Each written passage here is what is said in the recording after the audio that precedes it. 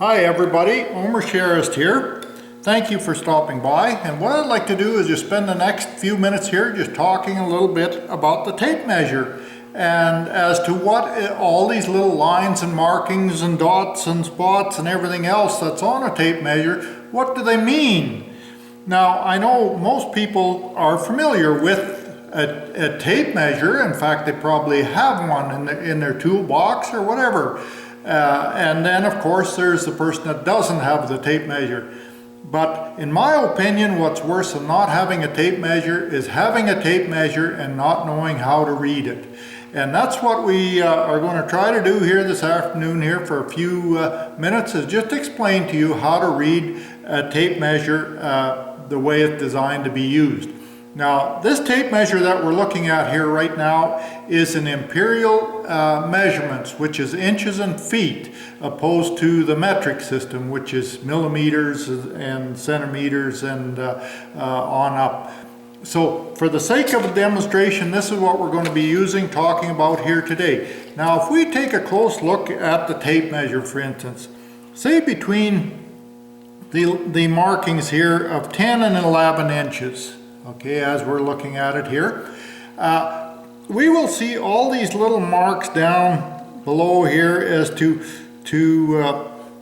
meaning something, but what do they actually mean? Well, right off the top, every inch on the imperial tape measure is broke down into 16th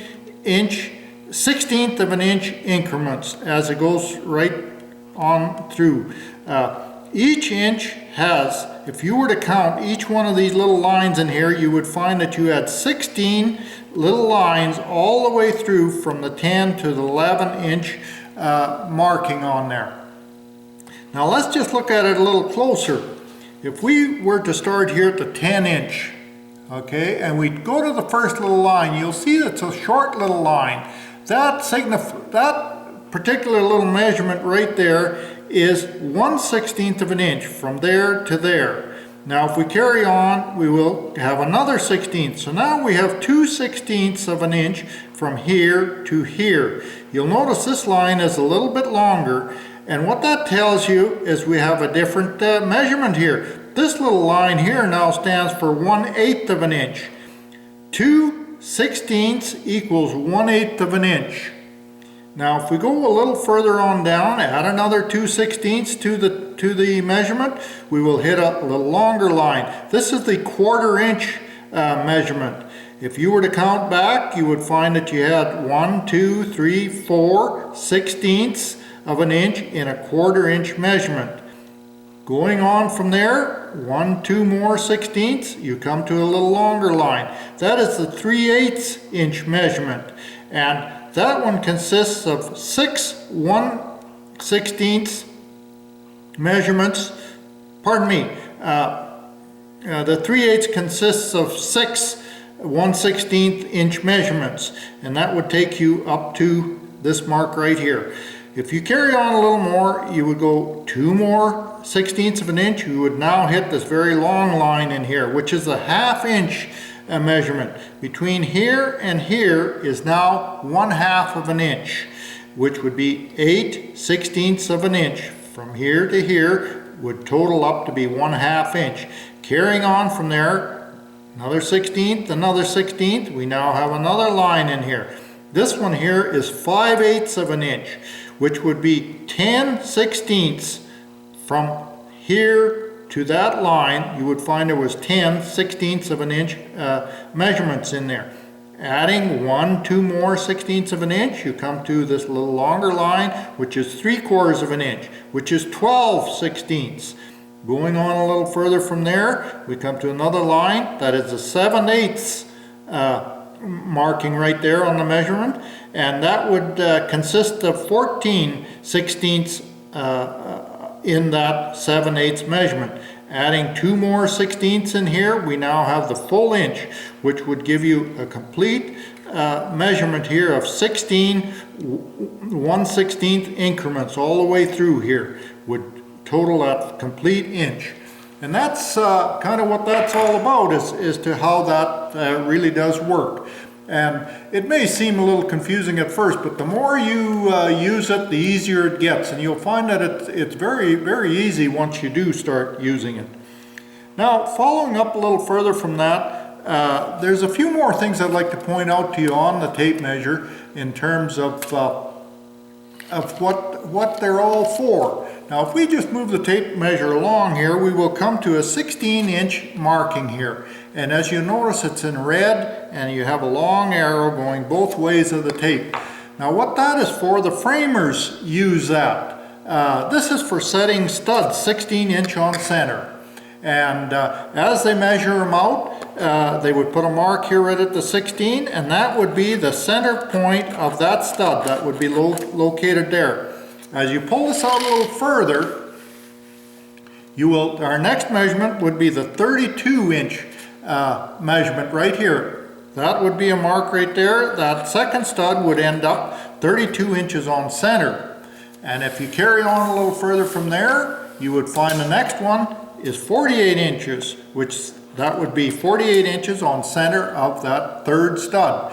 Now, if you just keep going on down the tape, you will find that every marking that's in red like that, that's a 16-inch center, where you can utilize that to mark your stud layout on a framing project, say such as a wall or just plain framing a house, period.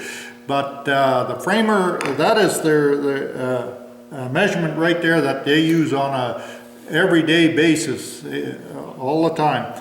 Now, if we look a little closer at this tape measure, we also have a few more markings here. One I'll point out to you.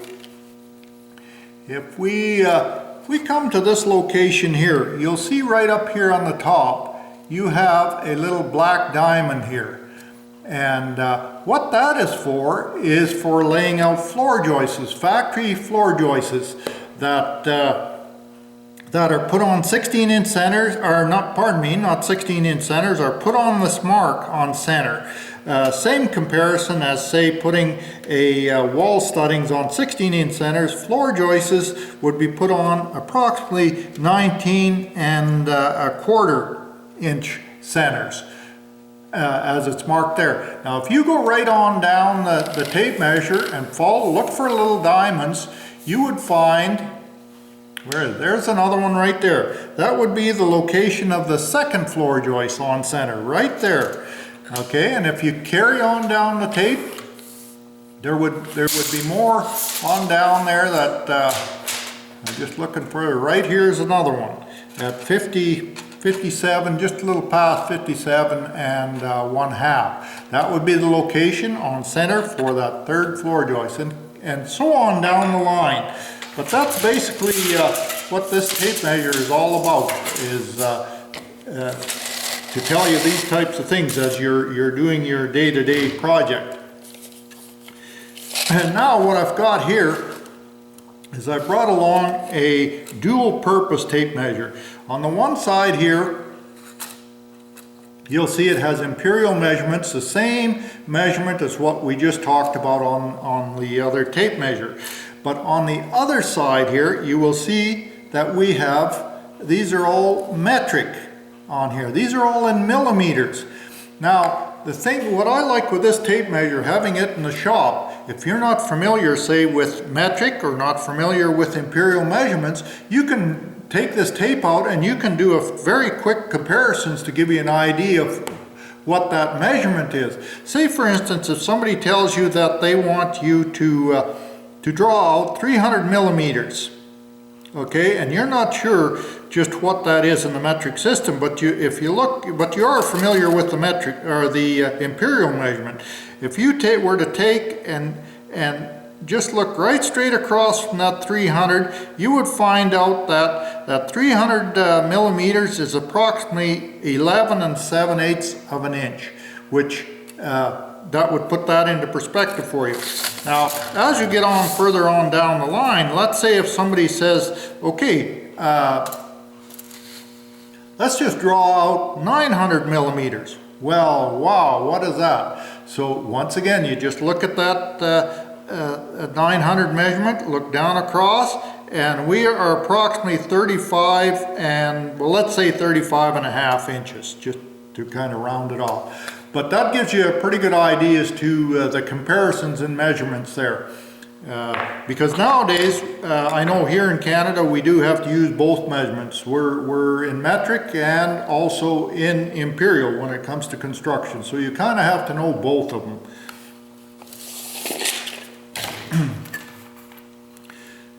And now, not only that, but we also have, I'm just going to bring this out a little bit. I'm just going to make mention here of the larger tape measure here. And this one here is a 100-footer or 30 meters is what that is. And what this one here is used for is basically the guy that's in construction, he might want to be setting out the footings for a home, or perhaps looking for the survey pins on a lot, this type of thing. This type of tape measure comes in very handy for long measurements. Now, this one here is in the 100, like I said. You can get them in 200, 300, on up to whatever your needs might be in the field. But there is a purpose for each one, and they are available. That'll conclude our talk here on the tape measure today. I hope it was of some benefit to you, and I hope that you'll make better use of your tape now. Thank you very much.